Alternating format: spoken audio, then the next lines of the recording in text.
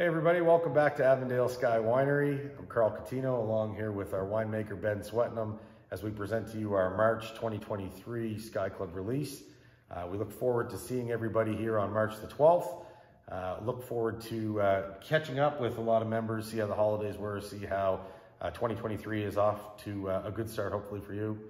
For us, well, we'll discuss how the start's been for the wine business and the vineyard industry in the early phases. But let's keep it positive. Let's keep it good with 4 beautiful wines that Ben's going to run us through today, which will be in your March Sky Club kit. So Ben, I'll turn it to you to get us started with our first wine. Yeah, so we got a nice lineup here again for you folks. Starting off with a dry Chardonnay, and then a Sweet Riesling, and then our perennial favorite red Ferry Road, and then long-awaited return of the Walton Reserve. And first 3 are all from 2021, and the Walton Reserve's from 2020. So without further ado, we'll get into the Chardonnay. Excellent. Yeah, now the Chardonnay, we've had a Chardonnay on our shelves for, well, 3 or 4 years, from the 2018 vintage. Thanks, Ben.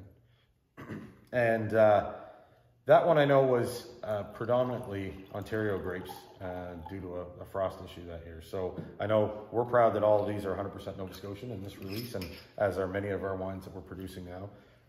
Can you tell us a little bit about maybe what happened in 2018 and what the differences might be in even the taste of this Chard versus one that was predominantly Ontario grape?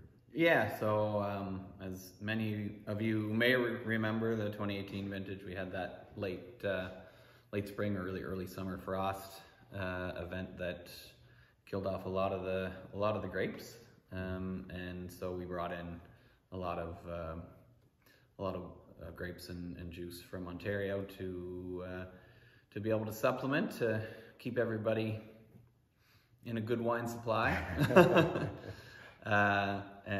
It's certainly always we want to be as local as possible in representing Nova Scotia and the unique terroir we have here, but can't always do that. And so that year we brought in some Ontario. It's looking like there's probably not going to be a lot of Chardonnay out there next year.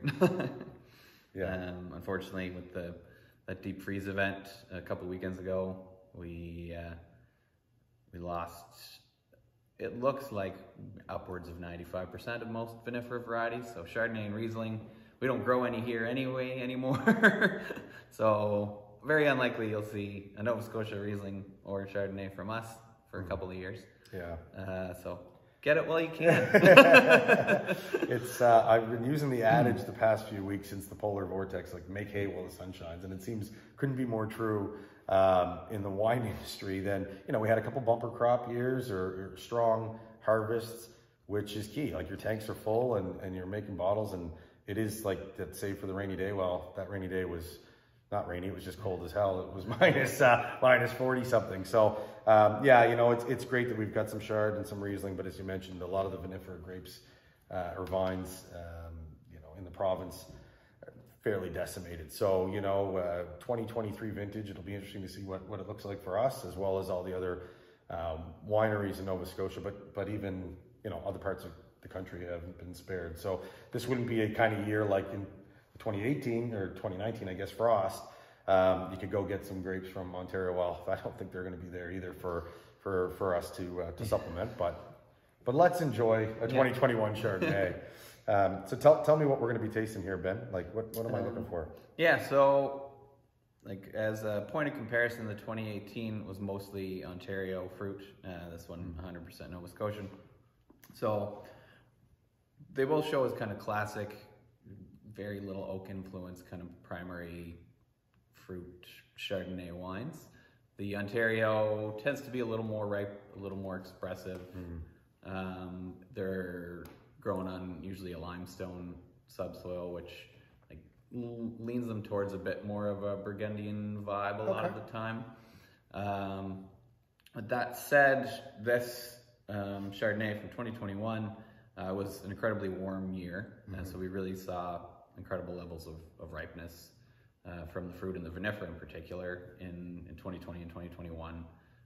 showed really well and almost have a leaning towards that Ontario style because we really got that ripeness, got that sugar level. At the same time, with these coastal vineyards and the different soil types that we have here, being so much closer to the ocean, you definitely get a more uniquely Nova Scotian mineral character, like a little more subtlety to the wine.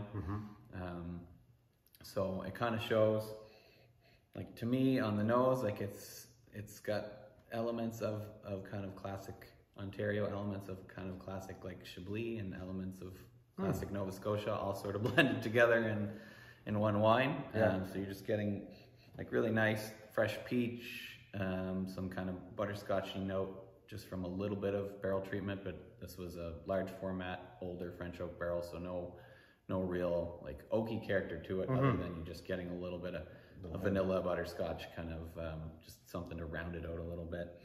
And then just really distinct Nova Scotian minerality, that kind of sea spray, whetstone sort of note that you get on the nose, and then especially in the finish of the wine as well.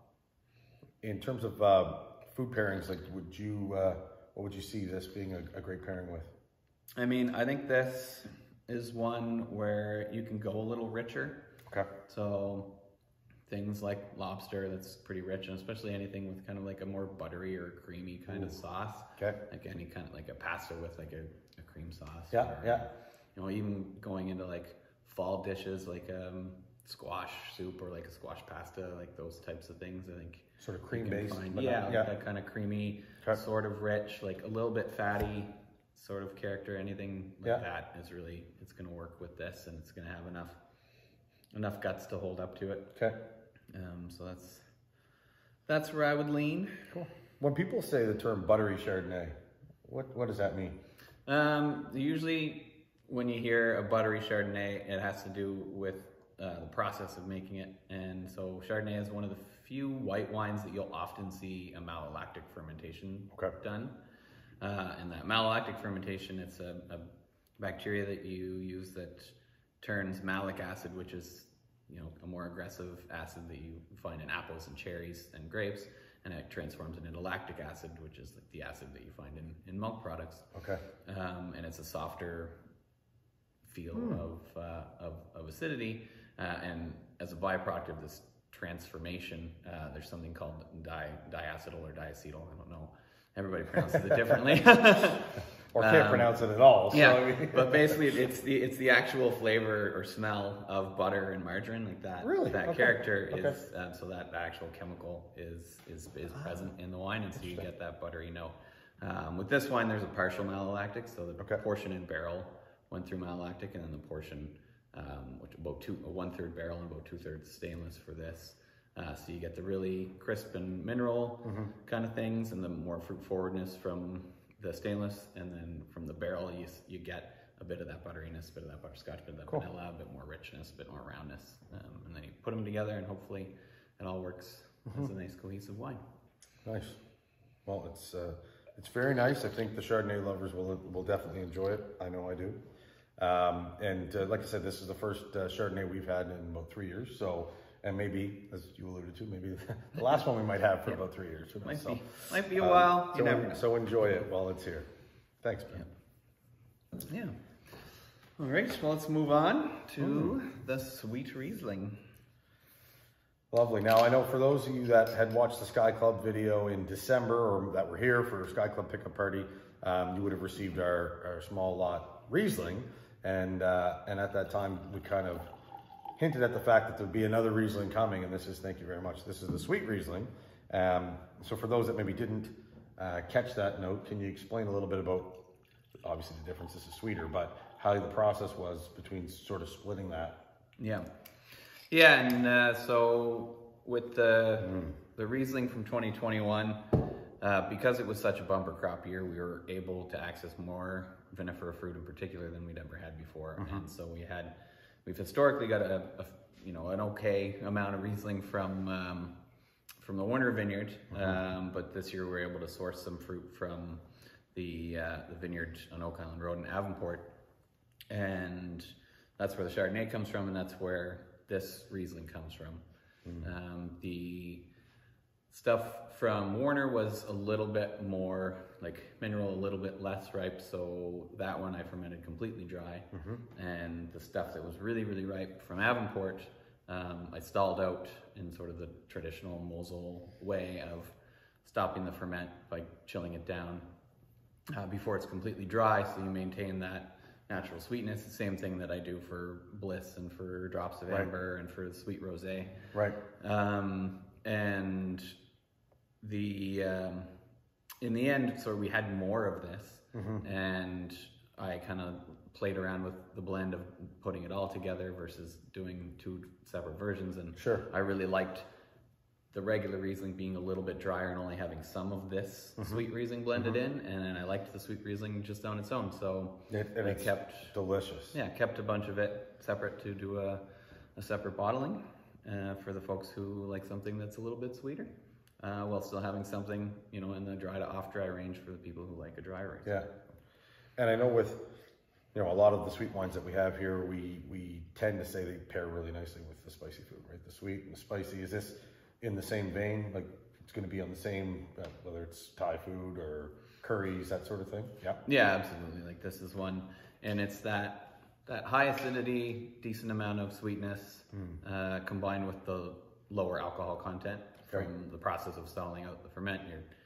You're getting it before it's produced all the potential alcohol it can. So the alcohol content's always going to be lower, and that really lends itself well to anything that does have a bit of heat or a bit of spiciness, because alcohol really amplifies those characters. Right. So when you find yourself under the 10% range, then it's a lot more suitable for those types of foods. Okay.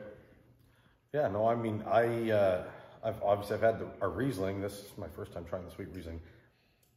I really like the Riesling. I gotta say, I kind of think I prefer this one. So I'd be interested to hear, you know, from our Sky Club members, when you do try this, when you're either here at the pickup party or when you do open your bottles at home, let us know which one you like better. I mean, who knows if what the next few years will bring, but if we have the opportunity to decide and we can only make one or the other, and the grapes are on our side, then, you know, it's good to know the feedback of what you guys would like to see. So do you have a preference between the sweet or the dry? I like them both in different ways and for different reasons. Like for me right now, I like the dry Riesling a little bit better. I suspect that in the long run, the sweet Riesling will age better. Okay. Usually the higher sweetness Rieslings and higher acidity wines like this, if they've got a bit of residual sugar, that actually helps them to really age longer and more gracefully, whereas the drier ones tend to be more of a drink in the first 5 years or so. Okay. This is probably going to be great for 10 or 15 years. Excellent. Over time, it will taste less sweet, even though the sugar doesn't change. Right. Just something about the way they age that they come across as drier over time. Okay.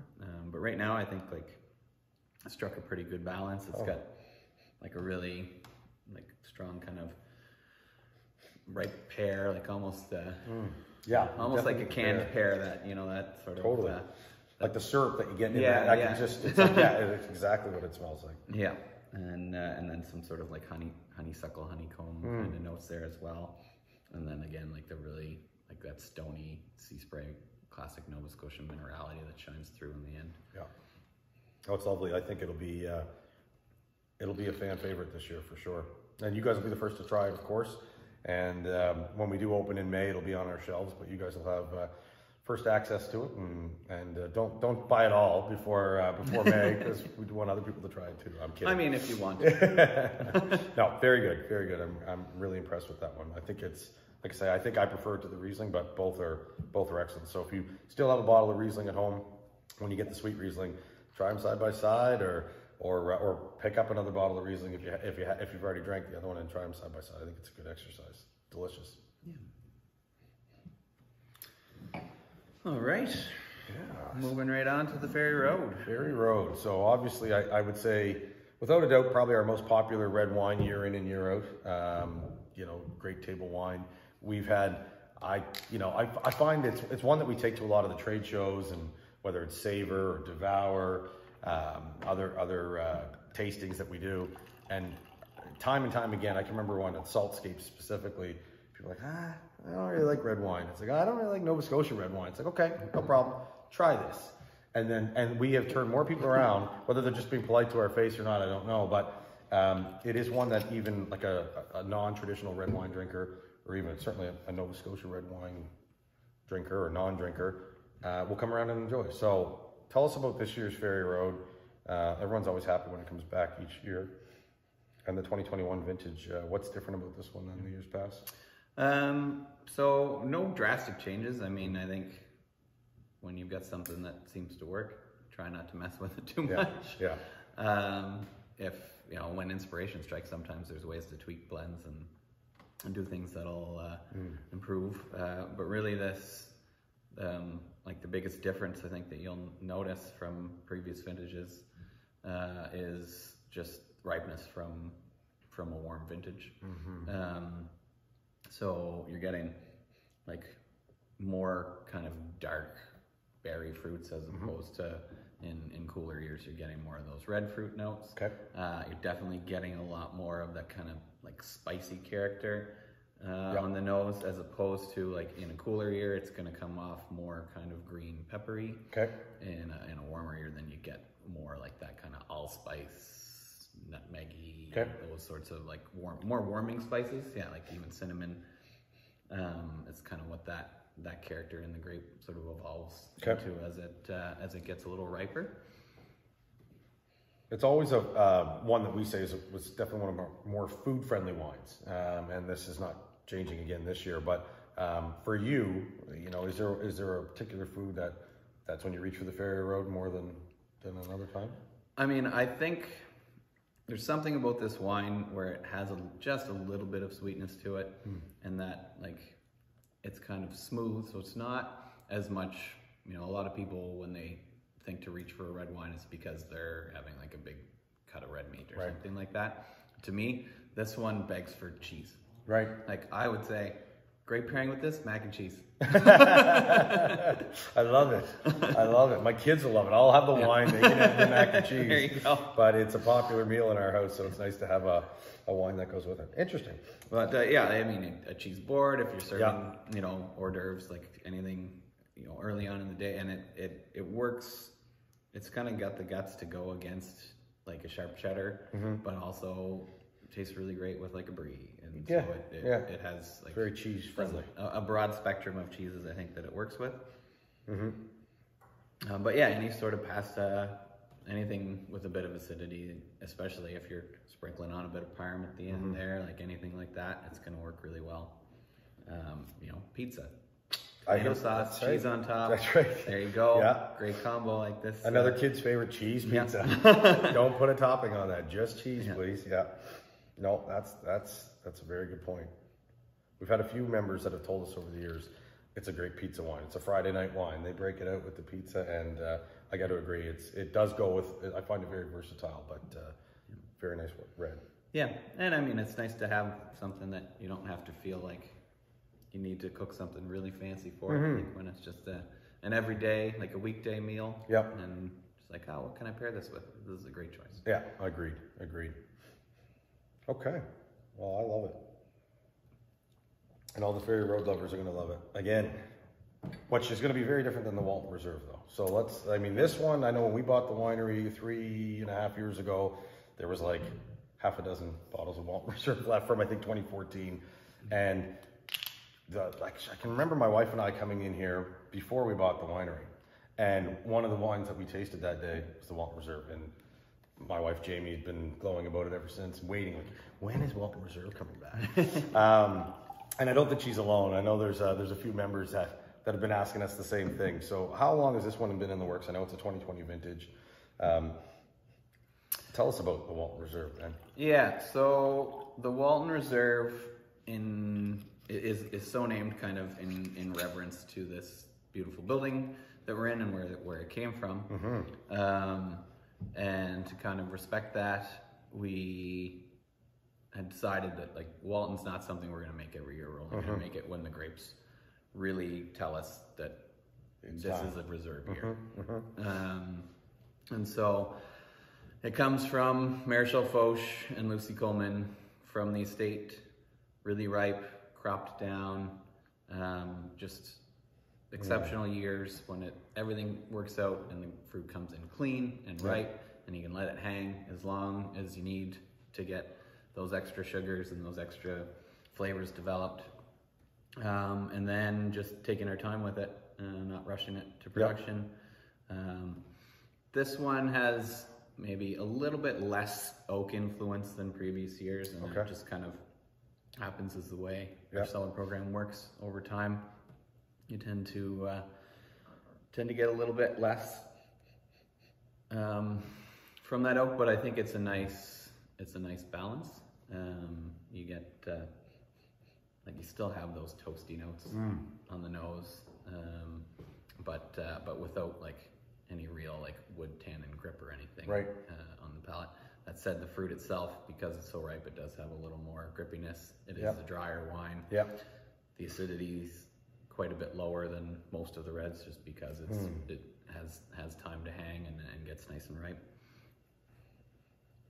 And like for Walton Reserve specifically, and maybe you can speak to a little bit of the other reserves as well. Like what's peak drinking for something like this? Like how I mean, this one longer than a Ferry Road as an example. And I think this one in particular, and one of the things I want to do, and you may notice as a departure from previous reserve wines, is it's bottled under screw cap, not with a cork.